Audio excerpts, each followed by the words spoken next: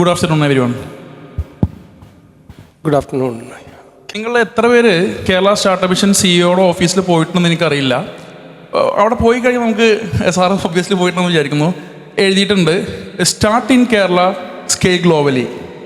ഞാൻ മനസ്സിലാക്കുന്നത് ടെക് ജെൻഷ്യ അതിൻ്റെ ഒരു ഏറ്റവും പെർഫെക്റ്റ് എക്സാമ്പിളാണെന്നാണ് ഞാൻ മനസ്സിലാക്കുന്നത്.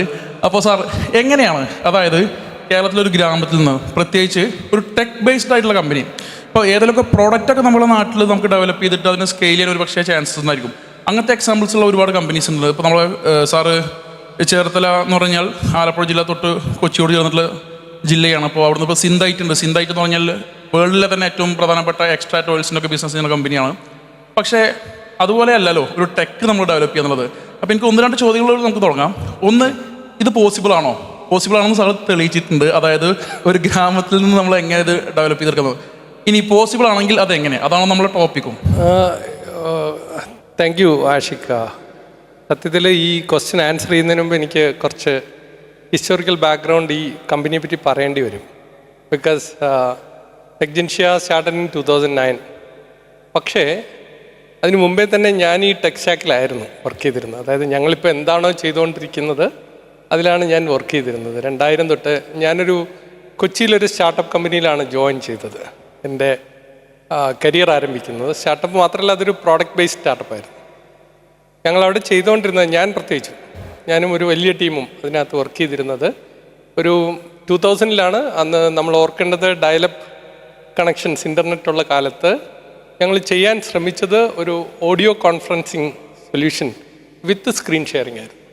അതായത് ഒരു പക്ഷേ ഇപ്പോൾ ആരും ചിന്തിക്കുമ്പോൾ ആ കാലത്ത് ആരെങ്കിലും ഇന്ത്യയിൽ നിന്ന് കേരളത്തിൽ നിന്ന് അങ്ങനെയൊക്കെ ചിന്തിക്കുമോ എന്നുള്ളത് സംശയമാണ്. ബിക്കോസ് നമ്മളൊക്കെ വിൻഡോസൊക്കെ കണ്ടു തുടങ്ങുന്നേ ഉള്ളൂ. ആ സമയത്ത് വിൻഡോസിലും ലിനക്സിലും ഒക്കെ വർക്ക് ചെയ്യുന്ന ഒരു കൊളാബറേഷൻ സ്യൂട്ട്, അന്നത്തെ പോസിബിളായിട്ടുള്ള കൊളാബറേഷൻ സ്യൂട്ട് ഉണ്ടാക്കാനാണ് ആ കമ്പനി ശ്രമിച്ചിരുന്നത്. ആ കമ്പനിയിൽ നിന്ന് ഞങ്ങൾ ഓഫ് കോഴ്സ് അന്ന് ഇതുപോലെ സ്റ്റാർട്ടപ്പുകൾക്ക് ഫണ്ടോ ഒന്നും കിട്ടുന്ന സമയമല്ല. 2006 ആയപ്പോഴത്തേക്കിനും അവരുടെ ഫണ്ടിങ് പ്രോബ്ലംസ് കൊണ്ട് ആ കമ്പനി പൊട്ടിപ്പോയി. പക്ഷെ ആ കമ്പനിയുടെ ഓണർ തന്നെ, he was also a Malayali who is in U S citizen. അദ്ദേഹം എന്നെ വിളിച്ചിട്ട്, ഞാൻ ഈ കമ്പനിയിൽ നിന്ന് ഇറങ്ങി ഒരു 2 വർഷം കഴിഞ്ഞപ്പോൾ എന്നെ വിളിച്ചിട്ട് പറയാണ്, ജോയ്ക്ക് ആ പ്രോഡക്റ്റ് കണ്ടിന്യൂ ചെയ്യാൻ താല്പര്യമുണ്ടെങ്കിൽ I will cell it for you. ആ ഒരു സാധ്യതയിൽ നിന്നാണ് ഞങ്ങൾ ഈ കമ്പനി ടെക് ജെൻഷ്യ തുടങ്ങുന്നത്. ഞാൻ എപ്പോഴും എന്നെപ്പറ്റി പറയുമ്പോൾ ബാക്കിയുള്ള ഓൺട്രപ്രണേഴ്സിനെ പോലെ അല്ല ഞാൻ. അത് നിങ്ങൾക്ക് എൻ്റെ കെട്ടിലും മട്ടിലും ഒക്കെ കണ്ടാൽ തന്നെ മനസ്സിലാവും. I was an accidental entrepreneur. ഞാൻ ഓൺട്രപ്രണർ ആവണമെന്ന് തീരുമാനിച്ചുറച്ചിറങ്ങിയ ആളല്ല. ബേസിക്കലി ഈ ഒരു പ്രഷർ എൻ്റെ മേലെ വന്നതുകൊണ്ട് I started my own company along with my friend Tony. He was also with me in the company and he was a childhood friend too. അപ്പോൾ അങ്ങനെയാണ് ഞങ്ങൾ കമ്പനി സ്റ്റാർട്ട് ചെയ്യുന്നത്. പിന്നെ ഞങ്ങൾ രണ്ടുപേരും ഏകദേശം ഒരേ സ്ഥലത്ത് നിന്നായിരുന്നു. അപ്പം ഞങ്ങൾ രണ്ടുപേരും ചേർത്തലയല്ല, ആലപ്പുഴ മാരാരിക്കുളത്തു നിന്നാണ്.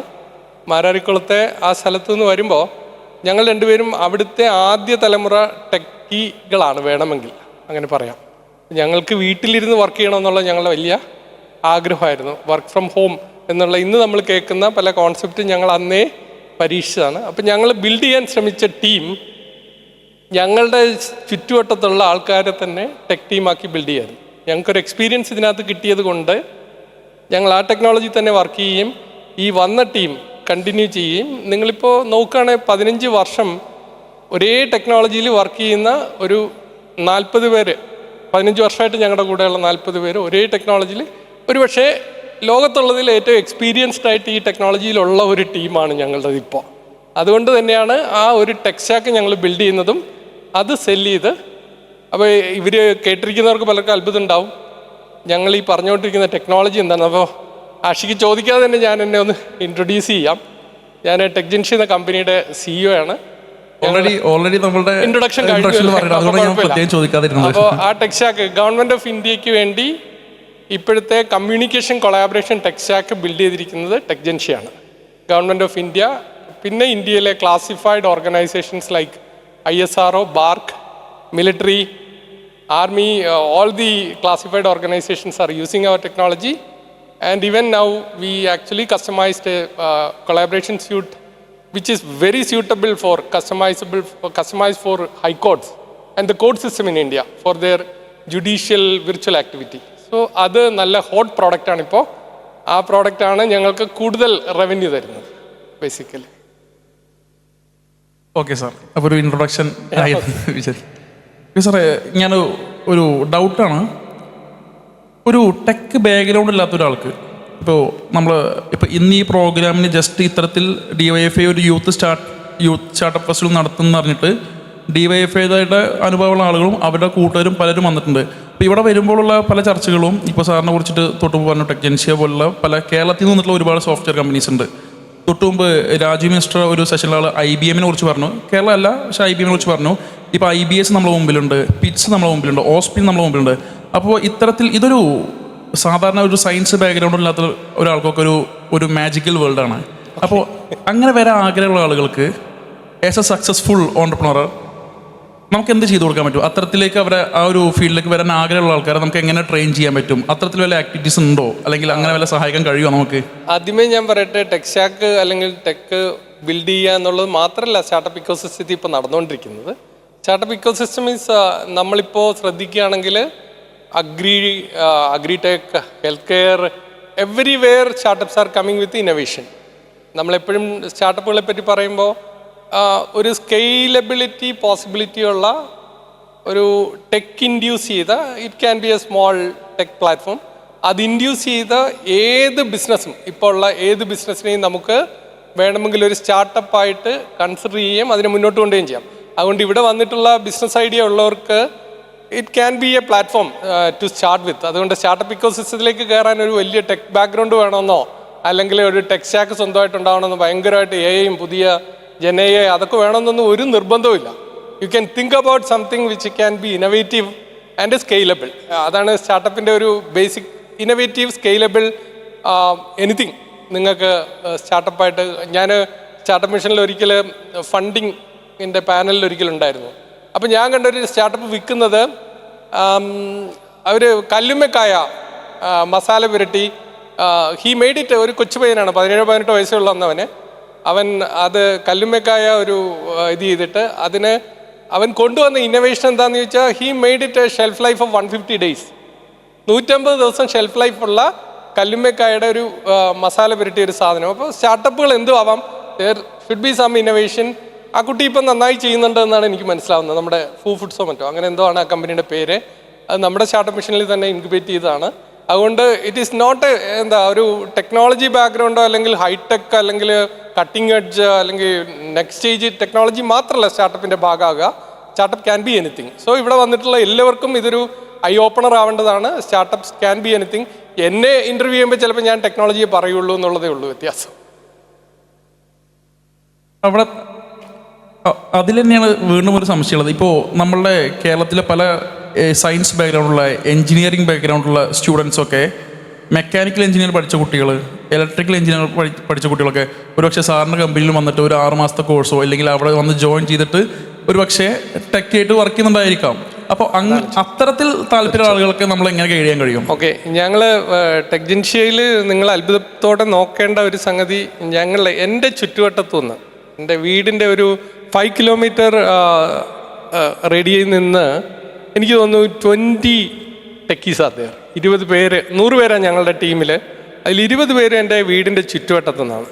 അപ്പോൾ അവർ വന്ന ബാക്ക്ഗ്രൗണ്ടൊക്കെ നോക്കിയാൽ ഞങ്ങൾ ആദ്യമൊക്കെ ഭയങ്കര സെൻസിറ്റീവ് ടു ക്വാളിഫിക്കേഷൻ ആയിരുന്നു. BTech അല്ലെങ്കിൽ MCA ഒക്കെ നന്നായി ചെയ്ത കുട്ടികളെ മാത്രം എടുക്കുക എന്നുള്ളതായിരുന്നു ആദ്യത്തെ ഒരു 3-4 വർഷത്തെ കാര്യം. ഇത് അത്ര എളുപ്പത്തിൽ മനസ്സിലാവുന്ന ഒരു ടെക് സ്റ്റാക്ക് അല്ലാത്തതുകൊണ്ട് ഞങ്ങൾ അങ്ങനെ ഒരു കടുംപിടുത്തം വെച്ചിരുന്നു. പക്ഷേ കുറച്ച് കഴിഞ്ഞപ്പോൾ എനിക്ക് മനസ്സിലായി അത് കുറച്ച് പ്രശ്നങ്ങൾ ഉണ്ടാക്കുന്നുണ്ട്. അപ്പം ഞാൻ ചെയ്ത 1-2 കാര്യങ്ങളെന്ന് പറഞ്ഞാൽ, 2 കുട്ടികൾ ഒരു ദിവസം എന്നെ കാണാൻ വരുന്നു. അപ്പോൾ ആ കുട്ടികൾ വരാൻ കാരണം എൻ്റെ നാട്ടിൽ നിന്ന് ഒരു ഗ്രാമപ്രദേശമാണ്. ആ പ്രദേശത്ത് നിന്ന് ഞാൻ മാത്രമാണ് ഒരു ചെറിയ ഓൺടർപ്രണർ, ടെക് ഓൺടർപ്രണർ. അപ്പോൾ അവർക്കൊരു അഡ്വൈസ് വേണം. ഒരു +2 കമ്പ്യൂട്ടർ സയൻസ് പഠിച്ച കുട്ടികൾ, +2 കമ്പ്യൂട്ടർ സയൻസ് എന്ന് പറഞ്ഞാൽ ഇപ്പോൾ എല്ലാ കുട്ടികളും പഠിക്കുന്ന സംഗതി ആയതുകൊണ്ട് ആ കുട്ടികൾ വന്നിട്ട് എന്നോട് പറഞ്ഞു, ഞങ്ങൾ ഇനി എന്ത് പഠിച്ചാലാണ് ഞങ്ങൾക്ക് അടുത്ത സ്റ്റെപ്പ് വയ്ക്കാൻ പറ്റുക എന്ന് ചോദിച്ചു. അപ്പം ഞാൻ അന്ന് അവരോട് പറഞ്ഞൊരു കാര്യം, നിങ്ങൾ എന്തെങ്കിലും ചെയ്ത് നോക്കിയിട്ടുണ്ടോ ടെക്നോളജിയിൽ? അപ്പോൾ അവർ പറഞ്ഞു, ഇപ്പം നിങ്ങൾക്ക് ടെക്നോളജി എത്രമാത്രം അറിയുമെന്ന് അറിയില്ല, എന്നാലും ഇരിക്കുന്നവർക്ക് ഏകദേശം ഈ വെബ്സൈറ്റൊക്കെ ഉണ്ടാക്കുന്ന ഒരു ടെക് സ്റ്റാക്ക് ഉണ്ട്, PHP എന്നൊക്കെ പറഞ്ഞിട്ട്. ഓക്കെ, ആ കുട്ടികൾ എന്നോട് പറഞ്ഞു, ഞങ്ങൾ PHPയിൽ കുറച്ച് പ്രോജക്റ്റ് ചെയ്തിട്ടുണ്ട്, ചെറിയ പ്രോജക്ട്സ് ചെയ്തിട്ടുണ്ട്. ഈ കുട്ടികൾ രണ്ടുപേരും ഫിഷറീസ് ബാക്ക്ഗ്രൗണ്ടിൽ നിന്നാണ്. ഞാനും ഒരു ഫിഷറീസ് ബാക്ക്ഗ്രൗണ്ടുള്ള ആളാണ്. എൻ്റെ അച്ഛൻ ഒരു ഫിഷർമാൻ ആയതുകൊണ്ട് ഈ കുട്ടികൾ ആ ബാക്ക്ഗ്രൗണ്ടിൽ നിന്ന് വരുന്നതുകൊണ്ട് എനിക്ക് പെട്ടെന്ന് അവരോടൊരു സ്വാഭാവികമായിട്ടുള്ള ഒരു തന്മയത്വം ഉണ്ടാവുമല്ലോ. അങ്ങനെ തോന്നിയോണ്ട് ഞാൻ ചോദിച്ചു, നിങ്ങൾക്ക് എന്തെങ്കിലും പഠിക്കാൻ പറ്റുമോ ഇനി? അപ്പോൾ അവർ പറഞ്ഞു, വീട്ടിൽ നിന്ന് ഇനി പഠിക്കാൻ പോകാൻ പറ്റുമെന്ന് തോന്നുന്നില്ല. അപ്പോൾ എന്നെ കാണാൻ വന്നത് തന്നെ എന്തെങ്കിലും ടെക്നോളജി തനിയെ പഠിച്ചിട്ട് ഏതെങ്കിലും ഫീൽഡിലേക്ക് എൻ്റർ ചെയ്യാൻ പറ്റുമോ എന്നുള്ള ചോദ്യത്തിനാണ്. ഞാനപ്പോൾ അവരോട് പറഞ്ഞു, നിങ്ങൾ ഞങ്ങളിപ്പോൾ ചെയ്തുകൊണ്ടിരിക്കുന്ന ടെക്നോളജി എന്തെങ്കിലും പഠിക്കൂ, ഇനി PHPയിൽ എന്തെങ്കിലും പ്രോജക്റ്റ് എൻ്റെ അടുത്തേക്ക് വരികയാണെങ്കിൽ ഞാൻ സ്വാഭാവികമായിട്ടും നിങ്ങളെ വിളിക്കാം, ഞങ്ങൾ PHP ഒന്നും ചെയ്യുന്നില്ല എന്നാണ് പറഞ്ഞത്. ഈ കുട്ടികൾ അത് കഴിഞ്ഞ് പോയ ഉടനെ ഞങ്ങളുടെ കൂടെ തന്നെ വർക്ക് ചെയ്ത ഒരു പഴയ അവനീറി വർക്ക് ചെയ്ത എൻ്റെ ആദ്യത്തെ കമ്പനി വർക്ക് ചെയ്ത ഒരു കക്ഷി എന്നെ വിളിച്ചിട്ട് അവർക്ക് PHPയിലൊരു ചെറിയ സംഗതി ചെയ്യണമായിരുന്നു. അപ്പോൾ അയാൾ എന്നെ വിളിച്ചിട്ട് ചോദിച്ചു, ജോയ് നിനക്ക് ആരെങ്കിലും തരാൻ പറ്റുമോ 2 പേരെ PHPയിൽ വർക്ക് ചെയ്യുന്ന ഒരാളുടെ ആവശ്യമുണ്ട്. ഞാൻ ആ കുട്ടികളെ 2 പേരെയും സജസ്റ്റ് ചെയ്തു. ഞാൻ പറഞ്ഞു, ഒരു ഗ്യാരണ്ടിയും ഇല്ല ഈ കുട്ടികൾ എന്തെങ്കിലും ചെയ്യുമോ എന്ന് എനിക്കറിയില്ല, പക്ഷേ ഇവർ പറയുന്നു, ക്ലെയിം ചെയ്യുന്നു, ദേ വിൽ ഡു ഇറ്റ്. അയാൾ കുറച്ച് ദിവസം കഴിഞ്ഞപ്പോൾ എന്നെ തിരിച്ചു വിളിച്ചിട്ട് എന്നോട് പറഞ്ഞു, ജോയ് നീ തന്ന കുട്ടികൾ നന്നായി ചെയ്യുന്നുണ്ട്, നിനക്ക് എന്തെങ്കിലും ചെയ്യാമെങ്കിൽ കൂടെ കൂട്ടിക്കോളൂ. ഇപ്പോൾ ആ 2 പേരും അവർ വന്നത് 2013 എൻ്റെ അടുത്ത്. അവർ 2 പേരുമാണ് ഞങ്ങളുടെ നെക്സ്റ്റ് ലെവൽ പ്രോഡക്ട്സിൻ്റെ റിസർച്ച് ചെയ്യുന്ന പ്രധാനപ്പെട്ട 2 പേര്. This is A story. നമുക്ക് ഞാൻ എപ്പോഴും അഭിമാനത്തോടെ അവരെ പറ്റി പറയാറുണ്ട്. അവർ രണ്ടുമാണ് ഞങ്ങളുടെ അടുത്ത AI ടെക്നോളജി, വീഡിയോയിൽ AI ടെക്നോളജി ചെയ്യുന്ന. ഞാൻ പല PhD-കാരെയും കണ്ടിട്ടുണ്ട് ഇതൊക്കെ ചെയ്യുന്നവരെ. അവരെക്കാൾ നന്നായി കാര്യങ്ങൾ മനസ്സിലാക്കുകയും അടുത്ത സ്റ്റെപ്പിലേക്ക് ഇതിനെ കൊണ്ടുപോവുകയും ചെയ്യുന്ന കുട്ടികൾ ഒരുപക്ഷെ നമ്മുടെ നാട്ടും പുറത്ത് സാഹചര്യങ്ങളില്ലാതെ വരുന്നുണ്ട്. അന്ന് എനിക്കതൊരു ഐ ഓപ്പണറായിരുന്നു, എനിക്ക് പോലും. കാര്യം ഞാൻ പഠിച്ചത് കൊണ്ടാണ് എനിക്ക് ജോലി കിട്ടിയതെന്നൊക്കെ ഞാനും തെറ്റിദ്ധരിച്ചു വെച്ചിരുന്നു. ഞാൻ MCA പഠിച്ചുകൊണ്ടാണ് എനിക്ക് ജോലി കിട്ടിയത് എന്നൊക്കെ തെറ്റിദ്ധരിച്ചു വെച്ചിരുന്നു. അതിനുശേഷം ഞാൻ എന്ത് ചെയ്തു എന്ന് ചോദിച്ചാൽ, അവിടെ ഞങ്ങളൊരു പ്രോജക്റ്റ് ഇനിഷ്യേറ്റ് ചെയ്തു. ഒരു പ്രതിഭാതീരം എന്നാണ് ആ പ്രോജക്റ്റിൻ്റെ പേര്. അത് ഡോക്ടർ തോമസ് ഐസക് മന്ത്രിയായിരിക്കുമ്പോൾ അദ്ദേഹത്തിൻ്റെയും കൂടെ താല്പര്യത്തിൽ ചെയ്താണ്. അവിടുത്തെ തീരപ്രദേശത്തെ കുട്ടികളെ അപ്ലിഫ്റ്റ് ചെയ്യാൻ വേണ്ടി ചെയ്ത പ്രോജക്റ്റാണ്. ആ പ്രോജക്റ്റിൻ്റെ ഭാഗമായിട്ട് അദ്ദേഹം KSF-ൽ നിന്ന് ഞങ്ങൾക്കൊരു CSR ഫണ്ട് തന്നിട്ട്, കമ്പനിയുടെ ഭാഗമല്ല, പുറത്താണ്. ഞാൻ അവിടെ ഒരു ലൈബ്രറിയിൽ ഒരു ലാബ്, ഒരു സോഫ്റ്റ്വെയർ ലാബ് സെറ്റപ്പ് ചെയ്തു. ആ ലാബിൽ ഇപ്പോൾ 350ഓളം പേര് ട്രെയിൻ ചെയ്തിറങ്ങി വിവിധ കമ്പനികളിൽ ജോലി ചെയ്യുന്നുണ്ട്. ഡിഫറെൻറ്റ് ടെക് സ്റ്റാക്കിൽ ഇപ്പോൾ ഒരു 50 പേര് അവിടെ സ്ഥിരമായിട്ട് ട്രെയിനിങ്ങിലുണ്ട്. അവിടെ ഞങ്ങളിപ്പോൾ ഒരു സ്റ്റാർട്ടപ്പ് ഇക്കോസിസ്റ്റം ബിൽഡ് ചെയ്തുകൊണ്ടിരിക്കുകയാണ്. സ്റ്റാർട്ടപ്പ് ഇക്കോസിസ്റ്റം എന്താ ചെയ്യാന്ന് ചോദിച്ചാൽ, ആർക്കെങ്കിലും നിങ്ങളെപ്പോലെ ടെക്നോളജി ബാക്ക്ഗ്രൗണ്ട് ഇല്ലാത്തവർക്ക് ഒരു ടെക് സ്റ്റാക്ക് ബിൽഡ് ചെയ്യണമെങ്കിൽ they will help you out in a low cost, very low cost. They will became your team. So അങ്ങനെ ഇപ്പോൾ 3 സ്റ്റാർട്ടപ്പുകൾ അവിടെ ആ ടെക് സ്റ്റാക്ക് ബിൽഡ് ചെയ്യുന്നതിൽ അവരുടെ സഹായം തേടുന്നുണ്ട്. അപ്പോൾ അവർക്ക് അതൊരു വലിയ ഒരു ആക്ടിവിറ്റി ആയിട്ട്, ഞാൻ ടെക് ജൻഷി ചെയ്യുന്നതിനേക്കാളും കൂടുതൽ എനിക്ക് തോന്നിയിട്ടുള്ളത്, ഞാൻ ഇടപെടുന്ന ഏറ്റവും പ്രധാനപ്പെട്ട ഒരു മേഖല ഇതാണെന്ന് എനിക്ക് തോന്നുന്നു. Thank you sir, thank you very much sir. അപ്പോൾ അതിൽ തന്നെ മറ്റൊരു ചോദ്യം ചോദിക്കാൻ ആഗ്രഹിക്കുന്നു. ഈ ഒരു മോഡൽ, ചേർത്തല മോഡൽ, നമുക്ക് എങ്ങനെ കേരളത്തിലേക്ക് മൊത്തം എക്സ്പാൻഡ് ചെയ്യാൻ കഴിയും? അതിനാർക്ക് സഹായിക്കാൻ കഴിയും? സ്റ്റേറ്റിനാണോ, സംഘടനകൾക്കാണോ? അതിൽ DYFIയുടെ റോൾ എന്തായിരിക്കും? നല്ലൊരു ചോദ്യമാണ്. ഞാനിത് എന്നോട് പലരും ഈ റെപ്ലിക്കേഷൻ പോസിബിൾ ആണോ എന്ന് ചോദിക്കാറുണ്ട്.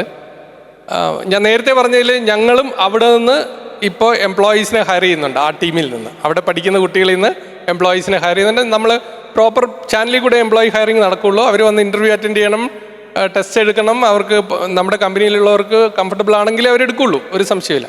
പക്ഷേ ഇത് റെപ്ലിക്കബിൾ ആണോ എന്ന് ചോദിച്ചു വന്ന 2 സ്ഥലങ്ങളുണ്ട്. ഒന്ന്, KDISC വിജ്ഞാന കേരള അനൗൺസ് ചെയ്തപ്പോൾ അവർക്ക് ഈ മോഡൽ കേരളം മുഴുവൻ ചെയ്യാൻ പറ്റുമോ എന്ന് അവർ ആലോചിച്ചിരുന്നു. പക്ഷേ പ്രോബ്ലം എന്താണെന്ന് ചോദിച്ചാൽ, ഇപ്പം ഞാൻ ചെയ്ത മോഡലിനകത്തൊരു കമ്പോണൻറ്റ് കൂടുതലുണ്ട്. ടെക് ജൻഷ്യയിലെ എംപ്ലോയീസ് ഇവരെ ആദ്യം മെൻറ്റർ ചെയ്തു. അതൊരു പ്രധാനപ്പെട്ട കാര്യമാണ്. ശരിക്കും ഇൻഡസ്ട്രിയിൽ വർക്ക് ചെയ്യുന്ന കുറച്ച് പേര് മെൻറ്റർ ചെയ്യാൻ അവിടെ അവൈലബിൾ ആയിരുന്നതാണ് ആദ്യത്തെ ഗുണകരമായൊരു സംഗതി. ഇനി രണ്ടാമത്തെ ബാച്ചിനെ മെൻറ്റർ ചെയ്യാൻ ഞാൻ അവരോട് പറഞ്ഞത്, അതായത് ആദ്യ ബാച്ച് പഠിച്ചിറങ്ങിയ കുട്ടികൾ ജോലി കിട്ടിക്കഴിയുമ്പോൾ അവർക്ക് അബ്സല്യൂട്ട് ഫ്രീ ആണ് ഈ കോച്ചിങ്. ഈ ഫ്രീ ആയിട്ടുള്ള കോച്ചിങ് എടുക്കുന്നവർ പ്ലെഡ്ജ് ചെയ്യേണ്ട ഒരു സംഗതിയുണ്ട്. അവർ ജോലി കിട്ടിപ്പോയാൽ തിരിച്ചു വന്ന് അടുത്ത ബാച്ചിനെ മെൻറ്റർ ചെയ്യണം. സോ ആ പ്രോസസ്സാണ് ഞാൻ അവിടെ ചെയ്യുന്നത്. അത് റെപ്ലിക്കേറ്റ് ചെയ്യാൻ അത്ര എളുപ്പമാണെന്ന് എനിക്ക് തോന്നുന്നില്ല. പക്ഷേ ഞാനിപ്പോൾ ശ്രമിച്ചുകൊണ്ടിരിക്കുന്നത്, നമ്മുടെ വിജ്ഞാന കേരളത്തിൽ അവരിപ്പോൾ ചെയ്യാൻ ശ്രമിക്കുന്നുണ്ട് എന്നാണ് എനിക്ക് മനസ്സിലാകുന്നത്. നമ്മുടെ ടെക്കികളുടെ കമ്മ്യൂണിറ്റിയായ പ്രതിധ്വനിയെ അതിനകത്തേക്ക് അക്കോമഡേറ്റ് ചെയ്താൽ, അതായത് കേരളം മുഴുവൻ ടെക്കി കമ്മ്യൂണിറ്റി ഒരെണ്ണം ഇപ്പോൾ അവൈലബിൾ ആണ്. ആ ടെക്കി കമ്മ്യൂണിറ്റിയെ ഇതിൻ്റെ കൂട്ടത്തിൽ അവിടെ ഏതെങ്കിലുമൊക്കെ സെൻറ്ററുകൾ ഇങ്ങനെ അവൈലബിൾ ആക്കാമെങ്കിൽ അങ്ങനത്തെ സെൻറ്ററുകളിൽ പ്രതിധ്വനിയുടെയൊക്കെ സഹായത്തോടെ ഇത് ചിലപ്പോൾ റെപ്ലിക്കേറ്റ് ചെയ്യാൻ പറ്റുമായിരിക്കും. ബട്ട് നമ്മൾ ഇപ്പോഴും സ്കില്ലിൽ വളരെ പിറകിലാണ്. സ്കില്ല് ചെയ്ത കുട്ടികളുണ്ടെങ്കിൽ നമ്മളെപ്പോഴുമൊക്കെ കേരളം വിജ്ഞാന സമ്പദ് വ്യവസ്ഥ എന്നൊക്കെ പറയുമ്പോഴും ഞങ്ങളൊക്കെ ഇപ്പോൾ ടെക്ജൻഷ്യയിലൊക്കെ ഞങ്ങൾ അനുഭവിക്കുന്ന ഒരു പ്രോബ്ലം, നല്ല സ്കില്ലുള്ള കുട്ടികളെ കിട്ടുക എന്നുള്ളത് ഇത്തിരി ടഫാണ്. ആ സ്കില്ല് ചെയ്താൽ ഇപ്പോഴും കമ്പനികൾക്ക് ആളുകളെ ആവശ്യമുണ്ട് എന്നാണ് എനിക്ക് മനസ്സിലാവുന്നത്. അപ്പോൾ ഇവിടെ ഇരിക്കുന്ന ഞാൻ സാറോട് പറഞ്ഞ പോലെ തന്നെ ഈ ഒരു കൂട്ടത്തിൽ ഇരിക്കുന്ന പല ആളുകളും ഒരുപക്ഷെ ഈ ഒരു പരിപാടി അറിഞ്ഞിട്ട് അതിൻ്റെ ഒരു കൗതുകത്തോട് കൂടിയിട്ട് എല്ലാവർക്കും ഒരുപക്ഷെ ഹഡിൽ ഗ്ലോബലിൽ എത്തിപ്പെടാൻ പറ്റിക്കൊള്ളുന്നില്ല. കാരണം അതുപോലെ തന്നെ എല്ലാവർക്കും ഒരുപക്ഷെ ടൈക്കോണിൽ എത്തിപ്പെടാൻ പറ്റിക്കൊള്ളുന്നില്ല.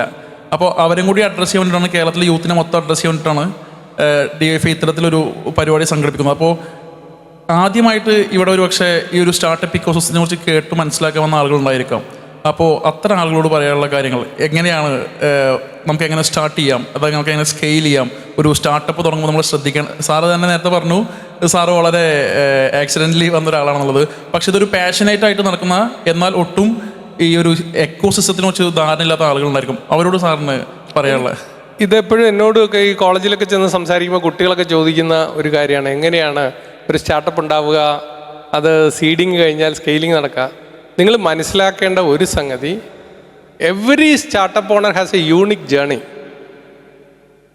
നിങ്ങൾക്ക് ഒരിക്കലും അത് റെപ്ലിക്കേറ്റ് ചെയ്യാൻ കഴിയില്ല. ഫസ്റ്റ് ഓഫ് ഓൾ, ഒരാളും പല വിജയകഥകളൊക്കെ നമുക്ക് ആലോചിച്ച് കേൾക്കാം, അത് വെച്ചിട്ട് ആവേശം കൊള്ളാം എന്നതിനപ്പുറം ഒരാളുടെയും ജേണി നിങ്ങൾക്ക് റെപ്ലിക്കേറ്റ് ചെയ്യാൻ പറ്റില്ല. It is not at all.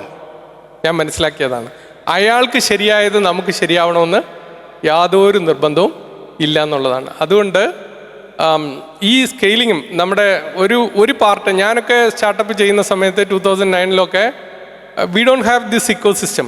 നമ്മുടെ സ്റ്റാർട്ടപ്പ് മിഷനോ അങ്ങനത്തെ ഇക്കോ സിസ്റ്റം ഒന്നും ഇല്ല, ഫണ്ടിങ് ഇല്ല, നത്തിങ് ഈസ് ദെയർ. നമ്മൾ ഈ പറയുന്ന ഒരു സംഗതിയും ഇല്ലാത്ത കാലത്താണ് ഞങ്ങളൊക്കെ ഇറങ്ങി പുറപ്പെടുന്നത്. ഞാൻ പറഞ്ഞല്ലോ, ഞാൻ ഇറങ്ങി പുറപ്പെട്ടൊന്നുമല്ല, ഞാൻ അബദ്ധത്തിൽ ഈ വഴിയിൽ വന്ന് പെട്ടത്. ഓക്കെ, ഞാനും ഈ പറഞ്ഞ പോലെ പലതവണ സ്ട്രഗിൾ ചെയ്യുകയും പല വഴികളിൽ ബുദ്ധിമുട്ടുകയൊക്കെ ചെയ്തിട്ടുണ്ട്. അപ്പോഴൊക്കെ ഞാനിത് എഴുതി വെക്കാനൊക്കെ ശ്രമിച്ചിട്ടുണ്ട്, ഇതെന്താണ് ഇങ്ങനെ പോകുന്നത് ശരിയാവുമോ. കുറേ കഴിഞ്ഞപ്പോൾ എനിക്ക് മനസ്സിലായി, നമ്മൾ മോട്ടിവേഷണൽ പുസ്തകങ്ങളിലൊന്നും കാണുന്ന കഥയല്ല എൻ്റെത്. ഓരോരുത്തരും, നിങ്ങൾ സ്റ്റാർട്ടപ്പിൽ വർക്ക് ചെയ്തിട്ടുള്ള ഓരോരുത്തരുടെയും കഥ നിങ്ങൾ വായിച്ചു നോക്കിയാൽ it will B entirely different. അത് യൂണിക് ജേണി ആണെന്നാണ് ഞാൻ കണ്ടെത്തുക. പക്ഷേ ഇപ്പോൾ ഒരു ഗുണമുണ്ട്. ഞാൻ ഈ കഥ പറയുമ്പോൾ, ഞാൻ 2014 I went to China for something. ഞാൻ ഒരു പ്രോഡക്റ്റ് ഉണ്ടാക്കാൻ വേണ്ടി ചൈനയിൽ പോയി. ഞാൻ അതിവിടെ ഡ്രോയിങ് ഒക്കെ നടത്തി ഡിസൈനൊക്കെ ഉണ്ടാക്കി ഒരു ഹാർഡ്വെയർ പ്രോഡക്റ്റാണ് എനിക്ക് വേണ്ടത്. അന്ന് ഞാൻ ചൈനയിൽ പോകാൻ കാരണം എന്താണെന്ന് വെച്ചാൽ, ഞാനിവിടെ 6 മാസം തപ്പി നടന്നു ഈ പ്രോഡക്റ്റ് ഉണ്ടാക്കാൻ പറ്റിയ ആരെങ്കിലും എനിക്ക് കിട്ടുമോ എന്നറിയാൻ. അതിനിടെ ക്യാമറ ബേസിക്കലി ഞാനിത് ചെയ്യാൻ പറ്റുമോ എന്നറിയാൻ വേണ്ടി. കാര്യം ഇത് ചെയ്താൽ ഫണ്ട് ചെയ്യാൻ ആളുണ്ടായിരുന്നു. അപ്പോൾ ഞാൻ ഫണ്ട് ചെയ്യുന്നവർ പറഞ്ഞു, എത്ര പൈസ വേണമെങ്കിലും മുടക്കാം, നമുക്ക് ഈ ക്യാമറ ഉണ്ടാക്കിയെടുക്കണം. സോ ഞാനിവിടെ കറങ്ങി നടന്ന് 6 മാസം സമയം കളഞ്ഞു കഴിഞ്ഞപ്പോൾ ഞങ്ങളുടെ ഫണ്ട് ചെയ്ത നോർവേയിലെ ഞങ്ങളുടെ പാർട്ട്ണർ എന്നോട് പറഞ്ഞു, ജോയ് നമുക്കിത് ഇന്ത്യയിൽ ചെയ്യാൻ പറ്റുമെന്ന് തോന്നില്ല, ഞാനൊരു പാർട്ട് കണ്ടിട്ടുണ്ട്, ജോയ് എൻ്റെ കൂടെ ചൈനയ്ക്ക് വരും, ഞങ്ങളങ്ങനെ ചൈനയ്ക്ക് ചെല്ലുകയാണ്, എന്താ സംഭവിച്ചതെന്ന് ഞാൻ പറഞ്ഞുതരാം. അപ്പോൾ എൻ്റെ കയ്യിൽ ഡ്രോയിങ് ഉണ്ട്, എന്താണ് ചെയ്യേണ്ടതെന്ന് എനിക്ക് കൃത്യമായിട്ട് അറിയാം. ഞാനും ഈ ഞങ്ങളുടെ നോർവീജിയൻ പാർട്ട്ണറും കൂടെ ചൈനയിൽ ചെന്ന് ഒരു കമ്പനിയുമായിട്ട് അലൈൻ ചെയ്തിട്ട് അവിടെ ചെല്ലുന്ന അവരുടെ അടുത്തേക്ക് ചെല്ലുന്ന ഒരു ഡെസ്കിൽ, ഒരു കോൺഫറൻസ് ടേബിളിൽ ഞങ്ങൾ ഒരു ദിവസം രാവിലെ അവിടെ ഇരുന്നു. ആ സമയത്ത് ആ അതിനകത്ത് സോഫ്റ്റ്വെയർ കമ്പണൻ്റ് ഉണ്ട്, ഹാർഡ്വെയർ കമ്പണൻസ് ഉണ്ട്, ഡിഫറെൻറ്റ് ഹാർഡ്വെയർ കമ്പണൻസ്. ഒരു ലെൻസ് ഉണ്ട്, ഒരു നല്ല ലെൻസ് വേണം, പിന്നെ മൈക്രോഫോൺ അരയുണ്ട്, സ്പീക്കറുണ്ട്, എല്ലാം കൂടെ ചേർന്ന ഒരു ടോട്ടൽ ക്യാമറ സൊല്യൂഷനാണ് ഞങ്ങൾ നോക്കിയത്. ഇത് ചെയ്യാൻ ചെന്നപ്പോൾ ഇവിടെ സംഭവിച്ചത്, ഇവിടെ ഇതൊക്കെ ഉണ്ടാക്കുന്ന ആൾക്കാർ ഓരോരുത്തരും ഒന്നും ഇല്ല, എല്ലാവരെയും കൂടെ കൂട്ടി നടക്കണമെങ്കിൽ വലിയ പാടാണ്. ഒരാൾ ഒരു കാര്യം ചെയ്യും, മറ്റേ ആൾക്ക് അതറിഞ്ഞുകൂടാ. പ്ലാസ്റ്റിക് മോൾഡ് ചെയ്യുന്ന ഒരാളാണെങ്കിൽ വേറൊരാൾക്ക് ഇതറിഞ്ഞുകൂടാ. ഇങ്ങനെയുള്ള കുഴപ്പങ്ങൾ തപ്പി നടന്നാണ് ഞങ്ങൾ ചൈനയിൽ ചെന്നത്. ഞാൻ ഇരുന്ന് ഈ ഡ്രോയിങ് എക്സ്പ്ലെയിൻ ചെയ്യുമ്പോൾ ഈ കമ്പനികൾ എല്ലാം എൻ്റെ ചുറ്റുമുണ്ട്. ലെൻസ് മാനുഫാക്ചറുണ്ട്, പ്ലാസ്റ്റിക് മോൾഡ് ചെയ്യുന്ന ആളുണ്ട്, എവറിത്തിങ് ഇസ് ദെയർ. ഞങ്ങൾ 3-ാം ദിവസം പ്രോട്ടോടൈപ്പുമായിട്ടാണ് ചൈനയിൽ നിന്ന് തിരിച്ച് വണ്ടി കയറുന്നത്. That is what is called ecosystem. അവിടെയാണ് നമ്മളൊക്കെ ലാക്ക് ചെയ്തിരുന്നത്. ഞാൻ ഇന്നലെയും ഏതൊരു ഇൻ്റർവ്യൂവിന് പറയേണ്ടി വന്നു, ഞാൻ 2014-15 ഇങ്ങനെ ഹാർഡ്വെയർ ഡിവൈസസ് ഉണ്ടാക്കാൻ വേണ്ടി പലരെയും നോക്കുമ്പോൾ ഇവിടെ ആരെയും കാണത്തില്ല. പക്ഷേ ഇപ്പോൾ കേരളത്തിലേക്ക് ഇപ്പോൾ നോക്കിയാൽ, ഇപ്പോഴത്തെ സ്റ്റാർട്ടപ്പ് ഇക്കോസിസ്റ്റത്തിലേക്ക് നോക്കിയാൽ നിങ്ങൾക്ക് AI ചിപ്പ് മാനുഫാക്ചർ ചെയ്യുന്ന സ്റ്റാർട്ടപ്പ് വരെ കേരളത്തിലുണ്ട്. It is happened. അതാണ് നമ്മളൊരു ഇക്കോസിസ്റ്റത്തിലേക്ക് വന്നുകൊണ്ടിരിക്കുകയാണ്. അതുകൊണ്ട് എന്താ ഗുണമെന്ന് ചോദിച്ചാൽ, now it is a good time to start something. നിങ്ങൾക്കൊരു തോട്ട് ഉണ്ടെങ്കിൽ, നിങ്ങളുടെ തലയിലൊരു ഇന്നോവേഷൻ ഉണ്ടെങ്കിൽ, ഒരു 3-4 പേരോട് സംസാരിച്ചാൽ നിങ്ങൾക്ക് ആ പ്രോഡക്റ്റൈസ് ചെയ്യാനുള്ള സൗകര്യം, അല്ലെങ്കിൽ അതിനെ നമുക്ക് മാർക്കറ്റിൽ എത്തിക്കാനുള്ള സൗകര്യം, ഇതിനെയാണ് ഇക്കോസിസ്റ്റം എന്ന് പറയുന്നത്. ബാക്കിയെല്ലാം തെറ്റാണ് ഈ പറയുന്നതൊക്കെ. ഫണ്ടിങ് ഒക്കെ സെക്കൻഡറി തിങ് ആണ്. How a product is going to build എന്നുള്ളത് അത് ഫണ്ടിങ് മാത്രമല്ല അതിനെ ആശ്രയിക്കുന്നത്. നമുക്ക് എത്ര ഫണ്ടിങ് ഉണ്ടെങ്കിലും ചിലപ്പോൾ ചെയ്യാൻ പറ്റില്ല. ഞാൻ പറഞ്ഞല്ലോ, എനിക്ക് ഫണ്ട് റെഡി ആയിട്ടിരുന്നിട്ട് ഞാൻ 6 മാസം ഇത് വെച്ചുകൊണ്ടിരുന്നു, കളിച്ചുകൊണ്ടിരുന്നു. സോ ഈ ഇക്കോസിസ്റ്റം ഇവിടെ വരുന്നു എന്നുള്ളതാണ് ഇപ്പോൾ ഉള്ള വ്യത്യാസം. ഇപ്പം കറക്റ്റാണ് സമയം. ഇപ്പോഴത്തെ ചെയ്യുന്ന സ്റ്റാർട്ടപ്പുകൾ എന്താണെങ്കിലും, ഹാർഡ്വെയറോ ഹൈടെക്കോ നെക്സ്റ്റ് ജനറേഷനോ whatever it is, there is a potential possibility that you can build it in Kerala itself. That is the best thing. അതാണ് ഇപ്പോൾ എനിക്ക് തരാനുള്ള ഒരു സന്ദേശം. എന്ത് വേണമെങ്കിലും നിങ്ങൾ ഇമാജിൻ ചെയ്തോളൂ. You can build it in Kerala right now. That is the best thing. Okay sir, നമ്മളുടെ സമയം ഏകദേശം ആയി തുടങ്ങിയപ്പോൾ നമുക്ക് ഓഡിയൻസിൻ്റെ ഭാഗത്തു നിന്നെങ്കിലും ക്വസ്റ്റ്യൻസ് ഉണ്ടെങ്കിൽ നമുക്ക് ആ രീതിയിൽ. നമ്മുടെ കഥയൊന്നും പറഞ്ഞില്ല, എന്നാലും ഓഡിയൻസ് സാർ കഥയൊന്നും പറഞ്ഞില്ല എന്ന് പറഞ്ഞു. മിനിമം ആയിട്ട് ആ കഥയൊന്ന് കേൾക്കാൻ. Okay okay okay. ഒരു സ്റ്റോറി ഉണ്ടാവുമല്ലോ. സ്റ്റോറി എനിക്ക് തോന്നുന്നു ഇവിടെ എന്താ പ്രസന്റ് ചെയ്തെന്ന് ഞാൻ കണ്ടില്ല, ഞാനിപ്പോൾ അപ്പുറത്തായിരുന്നു. അല്ല, ഞാൻ ചോദിച്ചത് സാറിന്റെ ചേർത്തലയിൽ നിന്നൊരു പാൻ ഇന്ത്യൻ സ്റ്റാർട്ടപ്പ് എന്ന് പറഞ്ഞല്ലോ, ഇതിന്റെ സ്റ്റോറി. ടെക്ജൻഷ്യ ഞാൻ പറഞ്ഞല്ലോ 2009 സ്റ്റാർട്ട് ചെയ്തത്. ഞങ്ങൾ വർക്ക് ചെയ്യുന്നത് വീഡിയോ കോൺഫറൻസിങ് ഡൊമൈനിലാണ്. എന്താണ് സംഭവിച്ചതെന്ന് ചോദിച്ചാൽ, ഞങ്ങൾ അതിൻ്റെ tech stack from the scratch build ചെയ്യുന്ന ഒരു കമ്പനിയാണ്. വീഡിയോ കോൺഫറൻസിങ്ങിൻ്റെ സ്റ്റാക്ക് ബിൽഡ് ചെയ്യുന്ന ഒരു കമ്പനിയാണ് with some AI capabilities now building. What happened was, ഞങ്ങൾ 2020 വരെ ഞങ്ങൾക്ക് കുറേ ക്ലയൻസ് ഇന്ത്യക്ക് പുറത്തായിരുന്നു. ഞങ്ങൾ ഇന്ത്യക്ക് പുറത്ത് യൂറോപ്പിലും US-ലും ഒക്കെ കുറച്ച് കസ്റ്റമേഴ്സ് ഉണ്ടായിരുന്നു. നമ്മളൊരു ബൂട്ട് സ്ട്രാപ്ഡ് കമ്പനിയാണ്, ഇതിൽ പോയിട്ടുള്ള കമ്പനിയാണ്. 2020 during Covid period India government announced A challenge for building indigenously developed video conferencing platform for government of India. ഞങ്ങൾ അതിൽ പങ്കെടുത്ത് 2000 companies, odd companies participated in that, including the large giants in the country. അതിൽ ഞങ്ങൾ number 1 product ആയിട്ട് തിരഞ്ഞെടുക്കപ്പെട്ടു. അതാണ് ഞങ്ങളുടെ history. So in 2020 what happened then, നമ്മുടെ product they white labelled it as Bharat VC. Bharat means India, India's own VC, Bharat VC, that is maintained by NIC right now, National Informatics Center.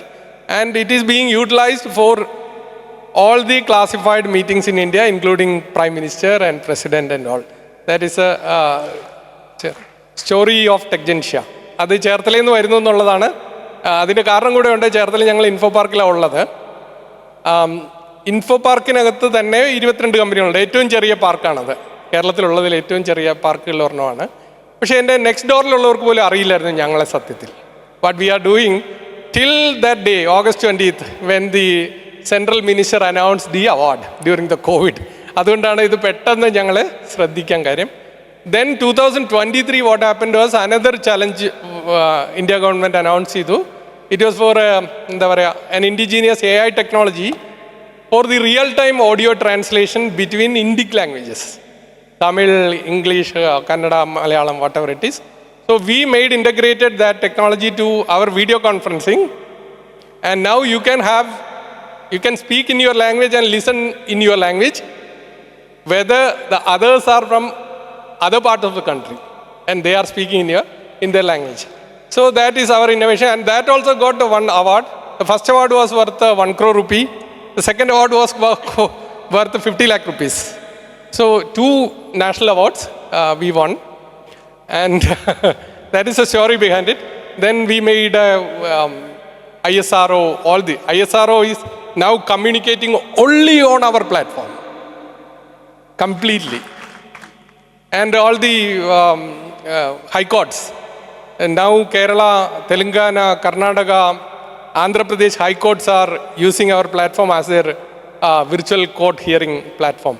So this is the story behind it, and we got some good news which is coming soon, which is going to be, we are going to support a giant for their video conferencing. We are going, no. It's not Zoom. I am not coming to that particular thing because it has yet to announced by them. That is what. So it will be one of the giants in the world. So that is the story behind TechGentia, and now it has become Kerala state. I would say now bootstrapped. എന്നൊക്കെ ഞാൻ പറയാറുണ്ടെങ്കിലും actually we got a fortune to get first investor as Government of Kerala in the product. അതെന്തുകൊണ്ടാണെന്ന് ഞാൻ പറഞ്ഞുതരാം. അത് വേറെ ആർക്കും കിട്ടുന്ന ഒരു ഭാഗ്യമാണെന്ന് ഞാൻ കരുതുന്നില്ല. When we got awarded, CM itself called us to meet and see what will be, എന്താണ് ഒരു റിവാർഡായിട്ട് എന്താണ് വേണ്ടതെന്ന് ഞങ്ങളോട് ചോദിച്ചു.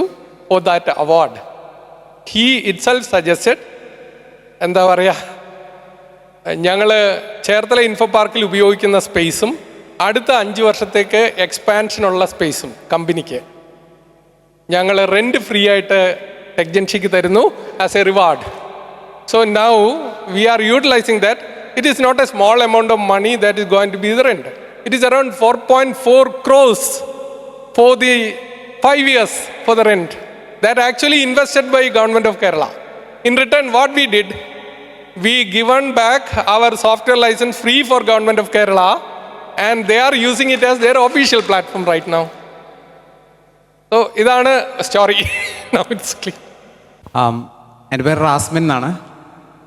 ഞങ്ങൾ Indian defence വെൻഡറാണ്.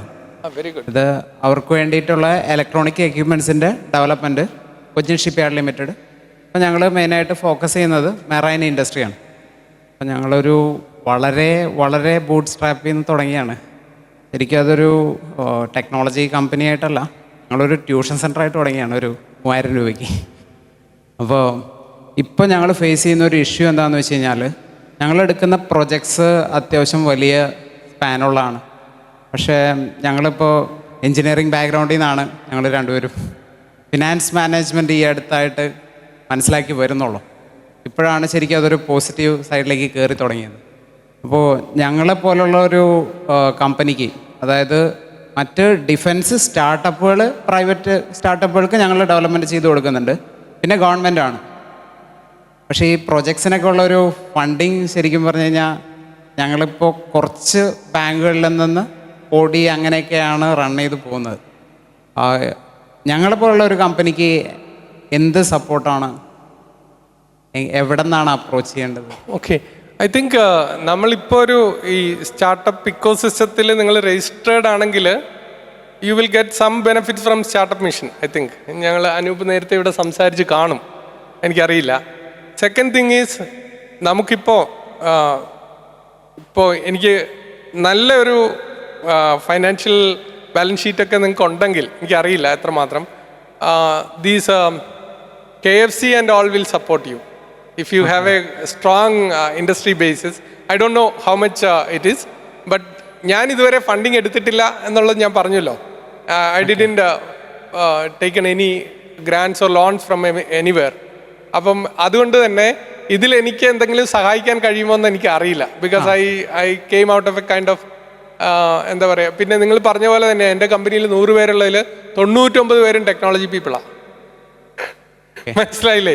I also doesn't have a finance background, and I think I couldn't help you out in this question right now. Okay. നമ്മളിപ്പോൾ മീറ്റിങ്ങിൽ automatic translation ഉണ്ട്. ആ പ്ലാറ്റ്ഫോം പബ്ലിക്കിന് എന്ന് അവൈലബിൾ ആവും? പബ്ലിക്കിന് ഇപ്പോഴേ അവൈലബിൾ ആണ്, which is a paid one. That is a problem. നമ്മൾ ഗൂഗിളിനെയോ സൂമിനെയോ പോലെ ഫ്രീ ആയിട്ട് അവൈലബിൾ ആക്കുന്നില്ല. It's a paid platform for public. Translation ഉൾപ്പെടെ എനേബിൾഡ് ആയിട്ടുള്ള പെയ്ഡ് പ്ലാറ്റ്ഫോമാണ്. ട്രാൻസ്ലേഷൻ്റെ ഒരു ഇപ്പോഴത്തെ ചാലഞ്ച് എന്താണെന്ന് ചോദിച്ചാൽ, ഇതിൻ്റെ ആക്യുറസി ലെവൽ നിങ്ങൾക്കറിയാലോ. NLP is only coming out in a good way. അത് ഇപ്പോഴും ഗവൺമെൻറ് ഓഫ് ഇന്ത്യയും ചെന്നൈ IIT ഒക്കെ ഇന്ത്യൻ ലാംഗ്വേജസിന് വേണ്ടി വലിയ ഫണ്ട് ചിലവാക്കി അതിനെ ഫൈൻ ട്യൂൺ ചെയ്തുകൊണ്ടിരിക്കുന്നതേ ഉള്ളൂ. But a bit good platform is Microsoft and ഗൂഗിളിൻ്റെയൊക്കെ പ്ലാറ്റ്ഫോമാണ് ഇപ്പോൾ ഉള്ളതിൽ ട്രാൻസ്ലേഷൻ കേപ്പബിലിറ്റീസ് ഉള്ളത്, ഗുഡ് പ്ലാറ്റ്ഫോംസ്. പ്രശ്നം എന്താണെന്ന് ചോദിച്ചാൽ it's a very costly affair right now because of the GP usage and all those stuff.